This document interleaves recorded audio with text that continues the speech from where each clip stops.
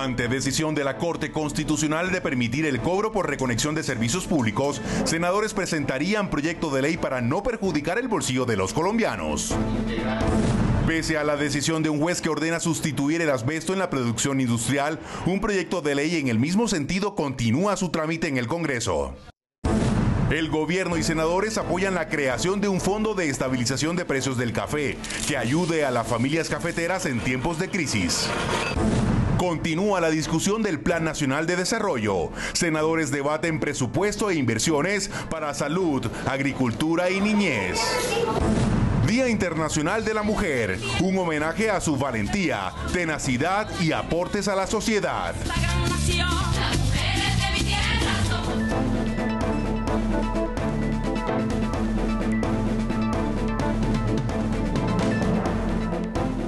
Bienvenidos. Polémica por fallo de la Corte Constitucional de revivir el cobro de reconexión en los servicios públicos. Luego de la eliminación de los cobros por reconexión por parte del Congreso de la República, la Corte Constitucional declaró inexequible la norma y abrió nuevamente el camino para que las empresas de agua, energía y gas cobren el restablecimiento del servicio a los usuarios de estrato 1, 2 y 3. Sin embargo, senadores insisten en que los sectores populares son los más perjudicados. A pesar de ello, anuncian que volverán a presentar otro proyecto de ley para evitar injustificados cobros a las familias colombianas. Esta imagen, que representa la suspensión del servicio de gas y genera altos costos en el bolsillo de los colombianos por reconexión, se volverá a repetir en el país. Ellos tienen que defender al pueblo antes.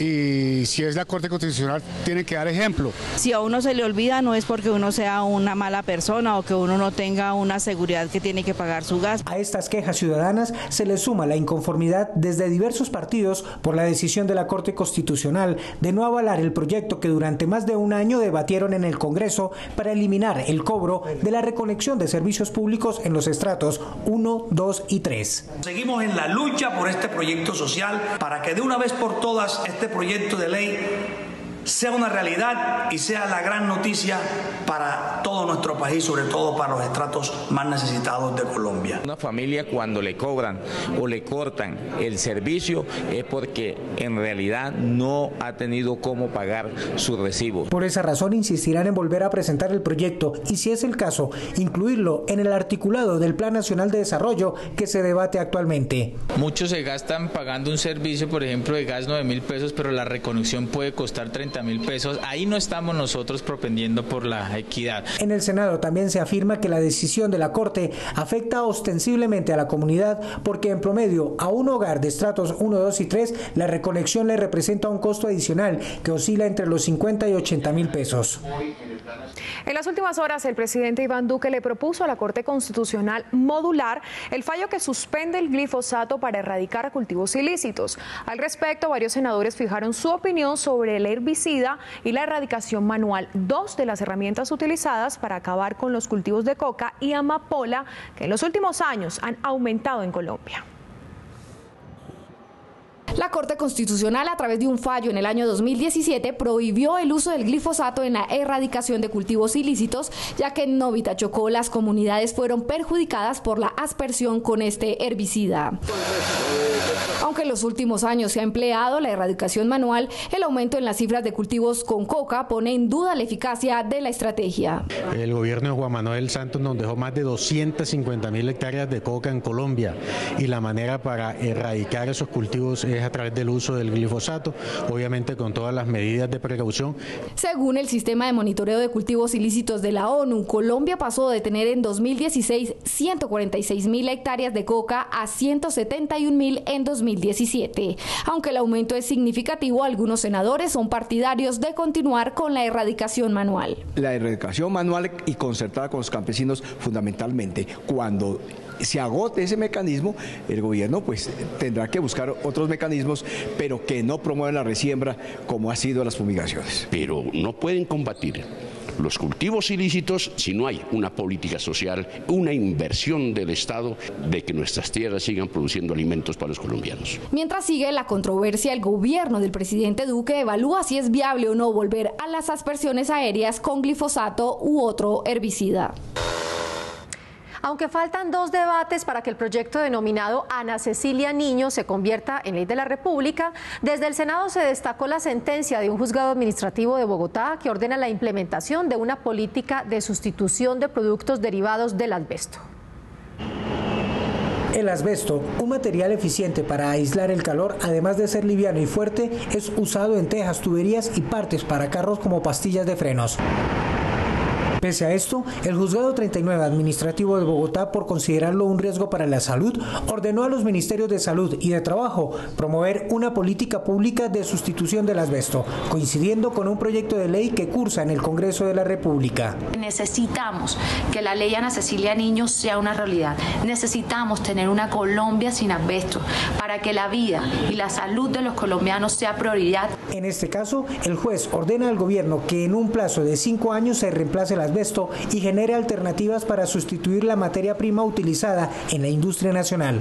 Ya que va en beneficio, en bienestar de todos los colombianos, porque no estamos exentos a tener una enfermedad producto como lo es el asbesto. Pero ¿qué hacer con las más de 5.000 familias que derivan su sustento del asbesto? El gobierno nacional tiene que desarrollar un plan que les dé alternativas de ocupación, o si no se pueden crear conflictos sociales muy complicados. Y repito, ellos no tienen ninguna culpa, o sea, ellos llegaron a trabajar ahí en eso. El proyecto Ana Cecilia Niño, que se aprobó en el Senado, ahora se tramita en la Cámara de Representantes para que sea ley de la República.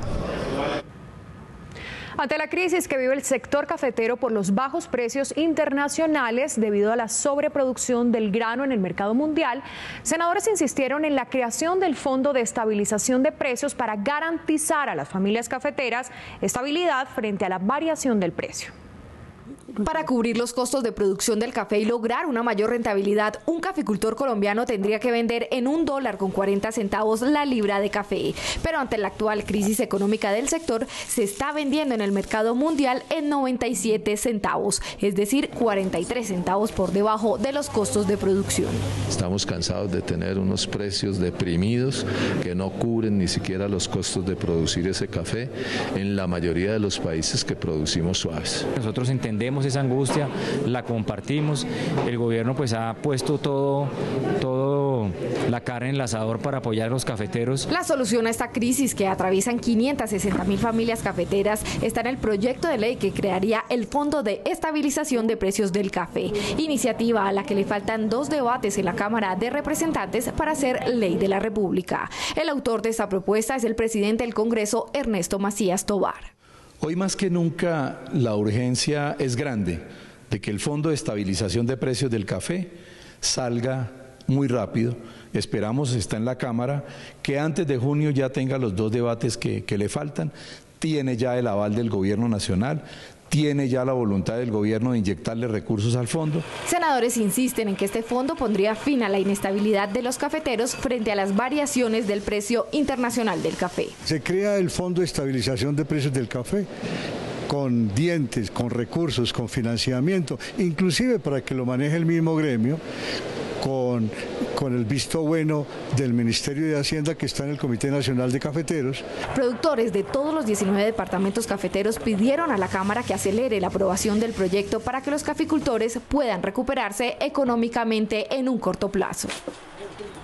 Agroinsumos, titulación de tierras y seguridad social del campesinado son solo algunos de los problemas que, según senadores de la Comisión Quinta, no están resueltos en el Plan Nacional de Desarrollo. Así lo expresaron durante una sesión informativa en la que participaron altos funcionarios del gobierno.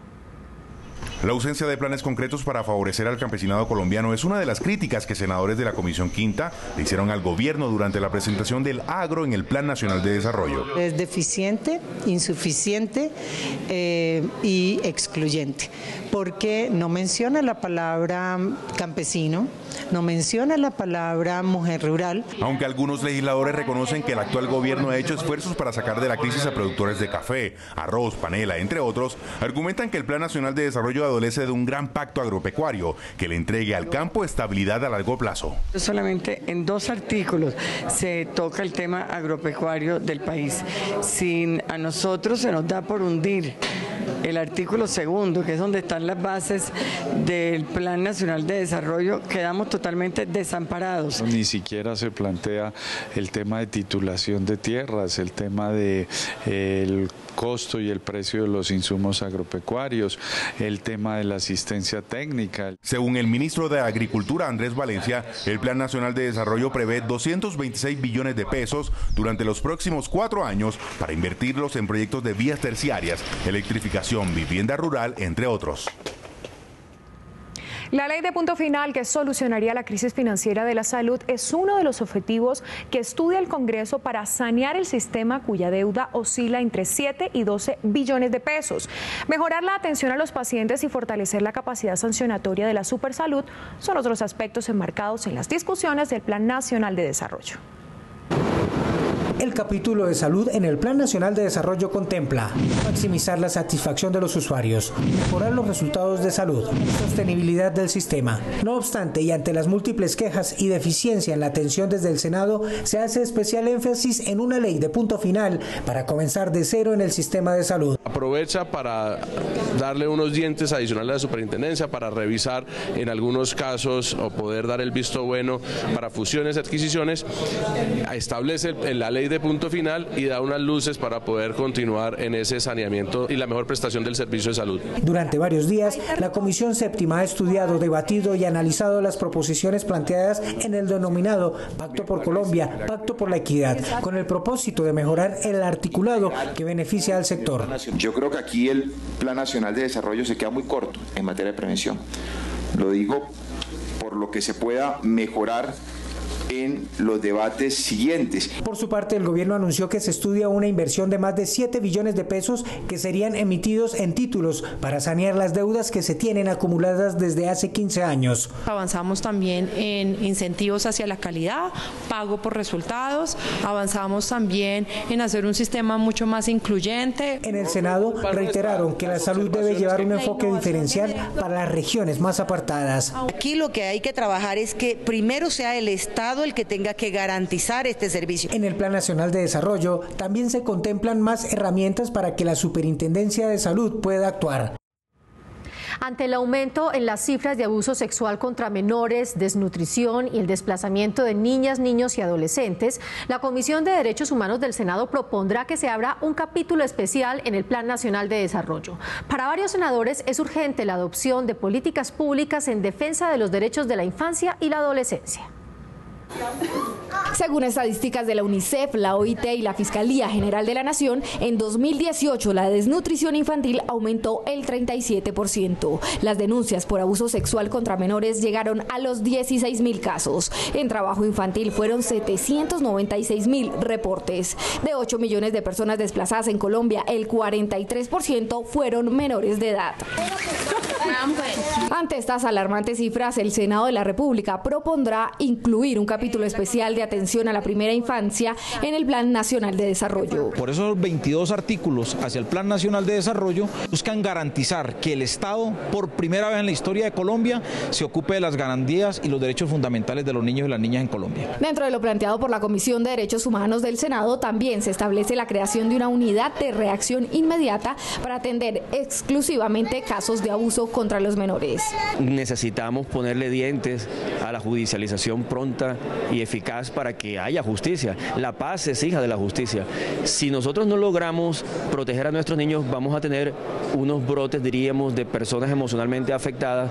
Los senadores confían en que el gobierno nacional destine los recursos necesarios para la atención de la niñez y los adolescentes y ayudar igualmente a detener la agresión a la que están siendo sometidos los menores. La Comisión Primera del Senado citó a la ministra de Justicia y al director de la Unidad Nacional de Protección con el propósito de explicar los recursos que tiene esa entidad para proteger a líderes sociales y dirigentes nacionales. El Senado llamó la atención por la proximidad de las elecciones y la seguridad personal e integridad de los candidatos.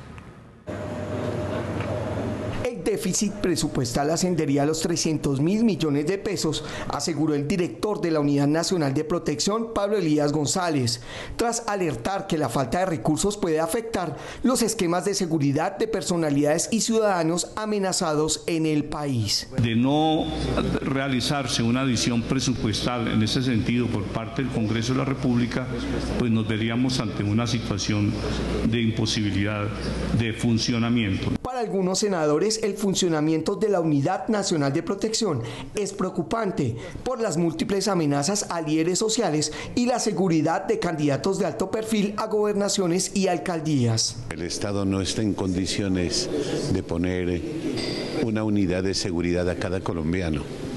Es donde se reclama la solidaridad de todos nuestros compatriotas para defendernos sin utilizar las armas, por supuesto. Creemos que hay mucho líder social que está buscando seguridad y que el gobierno tiene el deber de proteger y de garantizar su vida. Según la UNP, son 7.400 personas las que ese organismo protege actualmente. De ellos, 4.200 son líderes sociales y defensores de derechos humanos. En lo corrido del año se han realizado más de 5.000 solicitudes. Protección de datos personales y libertad de expresión en las redes sociales fueron algunos de los aspectos debatidos durante una audiencia pública en la Corte Constitucional. Ante ese alto tribunal, el senador José David Name explicó los alcances de un proyecto de ley de su autoría con el que se pretende defender el buen nombre de las personas frente a acusaciones injuriosas o calumniosas. Perfiles falsos, publicaciones anónimas, personas escondidas detrás de un teclado y que en redes sociales y otras plataformas web actúan subiendo o viralizando contenidos falsos. Todo un fenómeno que, según el senador José David Name, autor de un proyecto de ley que está a la espera de su primer debate y que busca regular las redes sociales y la web, la famosa tendencia de las fake news o noticias falsas debe ser atajada. Pasan meses, años, antes que cualquier afectado pueda retirar de las redes sociales una injuria o una calumnia. De eso se trata este proyecto de ley. Se trata de darle instrumentos administrativos al ciudadano colombiano ante las diferentes plataformas. La iniciativa propone un nuevo procedimiento para reportar publicaciones abusivas y 72 horas para que las plataformas respondan a los ciudadanos que consideren haber sido objeto de contenido mentiroso. Sí, sería bueno porque muchas veces la información por las redes sociales la malinterpretan mucho, entonces la integridad de cada persona se ve afectada ahí. En todo momento pues evidencia en redes sociales comentarios de odio, así sea como a artistas, como a personas del común, pues todo el tiempo, por cualquier contenido. De hacerse efectiva una iniciativa como la que propone el senador Name, especialistas consideran que las plataformas deben cambiar la forma en cómo operan en Colombia.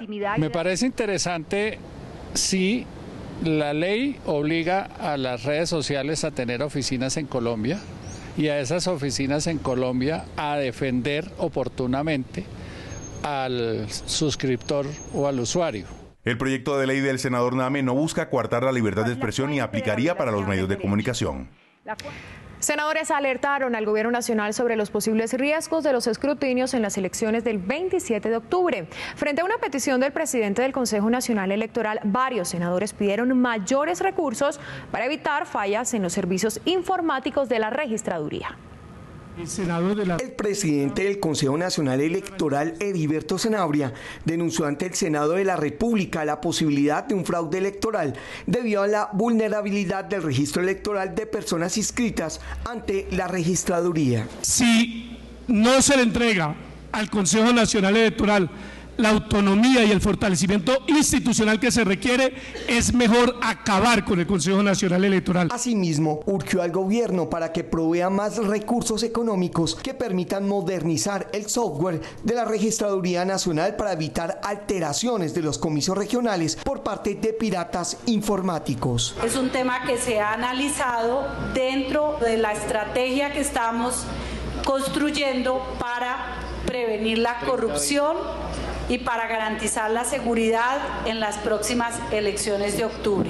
Para algunos senadores es fundamental dotar al Consejo Nacional Electoral de las herramientas tecnológicas que garanticen transparencia, eliminen eventuales casos de corrupción y le brinden autonomía en sus funciones. Pues es un software permeable, aquí se sabe de venta de paquetes de 5.000, 10.000 o 15.000 votos que se diseminan da 2, 3 voticos entre las 100.000 mesas que tiene el país. Así ponen y así le quitan a unos. Un Consejo Nacional Electoral que debería pertenecer a la rama judicial o por lo menos ser independiente de las fuerzas políticas del Congreso y por tanto del gobierno. Autónomo. Según registros de anteriores comicios, serán más de 120.000 inscripciones de candidatos las que tendrá que atender el Consejo Nacional Electoral para las elecciones regionales de octubre. Recursos para restaurar el ecosistema de la laguna de Tota, la construcción del aeropuerto de Paipa y la renovación de la casa museo en el pantano de Vargas, en Boyacá, fueron entre otras las peticiones de senadores al presidente de la República, Iván Duque, en el reciente taller Construyendo País, celebrado en Aquitania. Usted muy bien lo dijo, presidente, y me siento muy contento también de decirle a los boyacenses que el presidente Duque dejará un gran legado del Bicentenario y es un aeropuerto para este departamento, y usted muy bien lo dijo. Gracias, presidente, por conectar nuestro departamento e impulsarlo en el turismo, que es nuestra potencia, nuestro factor fundamental para generar empleo. El ex representante de la Cámara, ex senador y expresidente del Congreso de la República, Carlos Espinosa Facio Lince, falleció en Cartagena. El dirigente liberal, abogado de profesión, fue un férreo defensor de la paz en la década de los 90, cuando propuso diálogos con la Coordinadora Nacional Guerrillera, argumentando la débil presencia del Estado en diferentes regiones. Además, fue promotor de la Ley de Ordenamiento Territorial y, gracias a su labor por la provincia colombiana, en el año 2016 el Senado lo condecoró con la Gran Cruz Extraordinaria con placa de oro. Se distinguió como uno de los mejores hombres del Caribe colombiano y también trabajó mucho en su momento por la búsqueda de la paz. Participó en diálogos, hizo gestiones personalmente, incluso sufrió el secuestro durante una temporada por parte de unas fuerzas irregulares que todavía subsisten, y aún así siguió creyendo siempre en la democracia colombiana, en las instituciones. Que cesen los feminicidios, los maltratos y toda clase de discriminación contra la mujer es el llamado de varios senadores. En lo corrido de 2019, en Colombia se han registrado 1.080 homicidios y más de 47.000 casos de maltrato intrafamiliar. En el campo laboral, las desigualdades salariales y las oportunidades de trabajo escasean en relación con los hombres. Un llamado al gobierno nacional para que en el 2019 se restablezca el pacto social con las mujeres fue la solicitud que algunas senadoras hicieron durante una sesión extraordinaria de la Comisión de la Mujer. Le pedimos al presidente que se comprometa con la mujer colombiana y empiece a comprometer presupuesto que necesitamos, que reclamamos para reivindicar a las mujeres en el país. En el evento, la ministra de Trabajo, Alicia Arango, resaltó que en Colombia la brecha de salarios es bien significativa, pues el hombre gana un 17% más que la mujer en las zonas urbanas y un 45% más que la mujer en las zonas rurales. Nosotros tenemos una iniciativa de paridad de género con el BID y con el Foro Económico Mundial, donde pretendemos ayudar a la mujer en lo laboral para que se empodere. Y es que frente a las condiciones laborales de la mujer en el campo, las cifras de informalidad rural llegan al 87%. Por ello, algunas congresistas pidieron que se incluya a la mujer rural y se dignifique su aporte a la economía y a la sociedad. Que hoy en día están viviendo muchas dificultades en nuestro país, pero a la vez también son mujeres que tienen mucho que aportar y contribuir para el país. En los próximos días, en el Congreso, se espera que el gobierno incluya en el Plan Nacional de Desarrollo las propuestas formuladas por las organizaciones sociales y de mujeres. Y los invitamos para que nos continúen siguiendo en nuestras redes sociales. En Twitter y en Instagram estamos como @NoticieroSenado. Y en Facebook también nos encuentran como Noticiero Senado.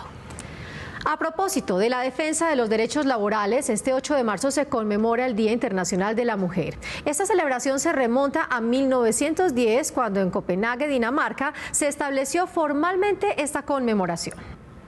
El Senado se une a los diferentes actos conmemorativos en el país para destacar el papel de la mujer en la sociedad y la familia. Y con esta nota homenaje a las mujeres colombianas, los invitamos a la emisión de la próxima semana. Gracias por su sintonía. Nos vemos. El incendio de una fábrica en Nueva York en 1909, en el que murieron 146 mujeres, marcó el comienzo de la lucha por los derechos laborales y la búsqueda de equidad de género a través de los tiempos. Dejen a uno trabajar libremente, porque hasta el momento trabaja uno muy reprimido. Es importante innovar para la igualdad. Esto no es algo que podamos hacer las mujeres solas, necesitamos sumar a los hombres, necesitamos sumar al Congreso para acelerar este cambio. El derecho al voto es uno de los logros obtenidos.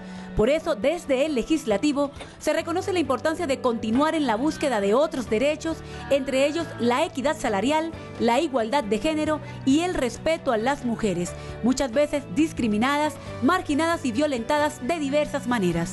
Ese trabajo que tiene que respetar no solamente la condición de ama de casa, sino también la condición de mujer. Creo que la mejor conmemoración para las mujeres es abrir las oportunidades de participación en la política, en la economía, en la sociedad, en la cultura. El 8 de marzo es un homenaje a la valentía y el liderazgo de las mujeres colombianas. Es también un reconocimiento a su trabajo en el hogar, el campo, las aulas escolares, las fábricas, las empresas, los organismos del Estado, la política, la ciencia y la cultura.